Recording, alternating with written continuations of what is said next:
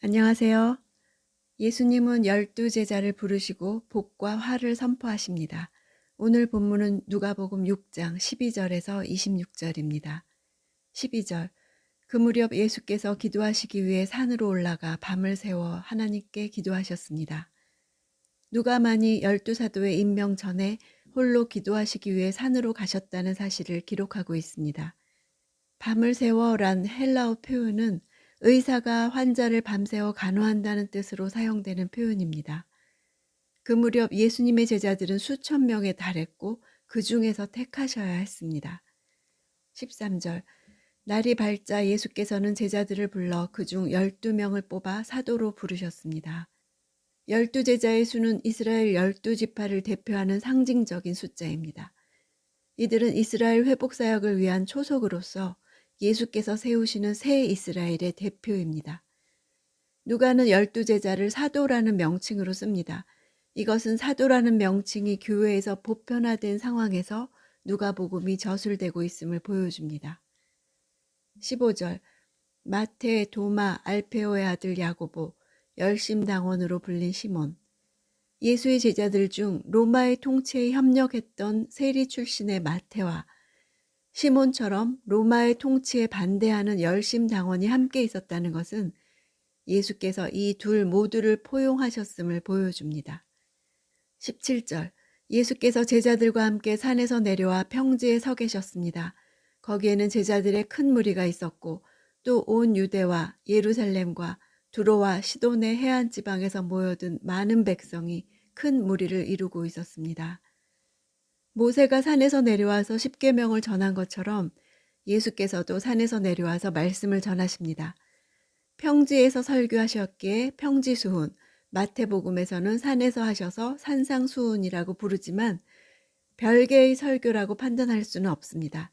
여기서 평지가 산 중턱쯤의 언덕에 있는 평평한 지형이라면 보는 사람의 관점에 따라 산으로도 볼 수 있기 때문입니다. 일반적으로 학자들은 예수께서 평지수훈 같은 대설교 집회를 몇 차례 가지셨고 마태는 여러 번에 걸친 예수님의 교훈을 주제별로 편집해서 한 곳에 집대성한 반면 누가는 연대기 순서를 중시해서 당시 선포되었던 말씀을 간략하게 요약해서 기록하고 나머지는 산발적으로 흩어져서 시간별로 기록한 것이라고 할 수 있습니다. 18절. 그들은 예수의 말씀도 듣고 자기들의 병도 고치고자 몰려온 사람들이었습니다. 더러운 영들에게 시달리던 사람들도 있었는데 그들은 낫게 됐습니다. 평지수훈을 기록하기 이전에 예수의 치유 기사를 먼저 기록한 것은 예수님의 신적 권위를 분명히 드러낸 후 말씀 선포를 기록해서 말씀의 권위를 확보하기 위함입니다. 20절. 예수께서 눈을 들어 제자들을 보시며 말씀하셨습니다. 너희 가난한 사람들은 복이 있으니 하나님 나라가 너희의 것이다. 12제자, 즉 새 이스라엘의 대표를 뽑으신 예수님은 하나님의 나라가 어떻게 전개될 것인지 말씀하신 것입니다. 4가지 약속과 4가지 경고를 이스라엘의 중요한 성경 법전 용어로 제시하셨습니다. 신명기에 나오는 축복 목록과 저주 목록과 같이 말씀하신 것입니다. 나사렛 회당에서 이사야 말씀을 읽으시며 성령께서 기름을 부으사 가난한 자들에게 보내신다고 하신 말씀을 이제 성취하고 계십니다. 복이 있다는 헬라어는 원래 세상의 생사화복을 초탈한 신들의 행복한 상태를 표현하는 말입니다. 이 단어는 초월적인 행복을 뜻합니다. 세속적인 행운에 좌우되지 않고 일시적인 시련 앞에서 흔들리지 않는 행복을 나타냅니다. 이 복받은 사람은 기쁨을 소유한 것이라 결론이 납니다. 누가의 가난한 자는 경제적 의미만이 아니라 신학적 의미를 지닙니다. 마태도 외적으로 드러난 가난보다 인간 내면에 대한 영적 가난함을 말한 것입니다. 하나님 나라의 자원에 모두 걸기 위해 현세의 부를 버린 자들을 뜻합니다. 하나님 나라가 그들의 것이란 하나님 나라에 들어간다, 구원받는다 이런 뜻입니다. 그런 자들이 복이 있다고 하셨습니다. 21절. 너희 지금 굶주리는 사람들은 복이 있으니 너희가 배부르게 될 것이다. 너희 지금 울고 있는 사람들은 복이 있으니 너희가 웃게 될 것이다. 굶주린 자에게 복이 있는 이유는 그들이 배부르게 될 것이기 때문입니다. 굶주린 자는 현세의 부정한 음식으로 스스로를 배불리지 않기로 결심한 사람들입니다. 고난받는 하나님의 백성을 가리킵니다. 배부름은 메시아 잔치로 이어지는 새 시대와 관련됩니다. 우는 자들은 의를 위해 탄식하며 우는 자들입니다. 죄와 불의를 심판하시는 하나님 나라가 회복되어 웃게 될 것입니다. 22절 인자 때문에 너희를 미워하고 배척하고 욕하고 너희 이름을 악하다고 밀쳐내도 너희에게 복이 있을 것이다. 예수로 인해 미움받는 자는 예수를 믿는 새 이스라엘입니다. 새 이스라엘은 정치적으로는 로마에게 고난을 당하고 종교적으로는 유대교에게 고난당할 처지에 있었습니다. 특히 공동체에서 추방당하는 것을 무엇보다도 두려워하는 유대인들의 마음속에 큰 울림을 주었을 것입니다. 회당에서 배제된다는 것은 금전적, 사회적, 문화적, 영적인 형벌로 생각되었습니다. 백성 중에서 끊쳐진다는 것은 하나님과의 관계가 단절된 채로 사는 것을 의미했습니다. 그러나 예수님의 약속은 이와 반대였습니다. 세상에서 제명당한 사람은 복이 있다고 하신 것입니다. 23절 그날에는 너희가 기뻐하고 즐거워하라. 하늘에서 너희 상이 크기 때문이다. 그들의 조상들도 예언자들에게 이렇게 대했다. 여기서 기뻐한다는 단어는 경기에서 이긴 것처럼 펄쩍펄쩍 뛰며 기뻐하라는 것입니다. 왜냐하면 세상은 예수님의 제자들에게는 좋은 것이 나쁜 것으로 악이 선으로 불리는 거꾸로 된 곳이므로 하나님을 두려워하지 않는 사람들에게 욕을 먹는 것은 특권이기 때문입니다. 세상에서 부당한 대우를 받는 것은 하나님의 나라에서 명예 훈장을 다는 것이기 때문입니다. 순교당한 구약의 선지자들과 동일한 영웅의 반열에 드는 것이기 때문입니다. 24절 그러나 너희 지금 부요한 사람들은 화가 있다. 너희가 이미 너희의 위로를 다 받았기 때문이다. 화 시리즈는 복 시리즈와 완전히 대조됩니다.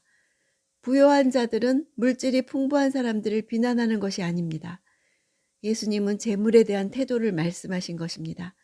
모든 것에 우선해서 재물을 좇는 자들은 이미 이 생에서 충분한 위로를 받았다고 하십니다.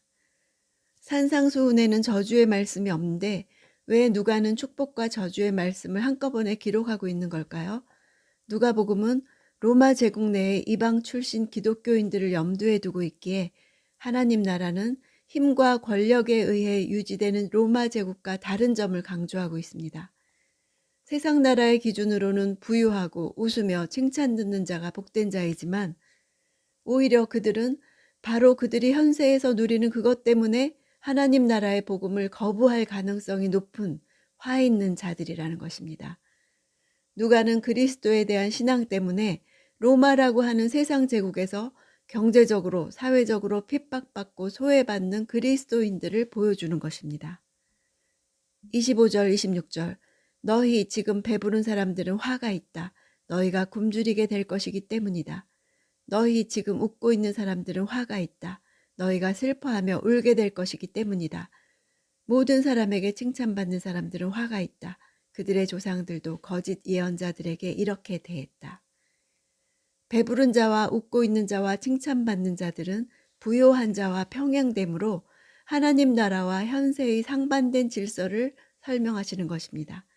하나님 나라는 세상을 뒤집습니다. 칭찬받는 자들이란 하나님을 경외하지 않는 사람들이나 세상 질서에 속한 사람들의 칭찬과 인정을 추구하는 것을 말합니다. 사람들은 모두 예수를 만져보려고 애썼습니다. 예수에게서 능력이 나와 그들을 모두 고쳐주었기 때문입니다. 이 구절은 세상에 얼마나 많은 도움의 손길이 필요한지를 말해줍니다.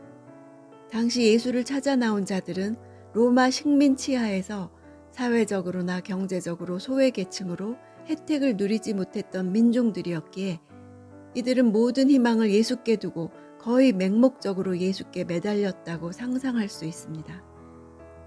예수님은 이런 자들을 보시며 모세가 십계명을 전해주듯 새 이스라엘의 계명을 선포하신 것입니다. 당시 사람들이 예수님을 좇는 동기를 볼 때 이것이 예수님 당시뿐이겠습니까?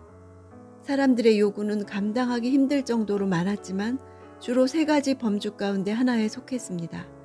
가르침과 병고침과 마귀로부터 풀려남입니다. 이것은 지금도 마찬가지입니다.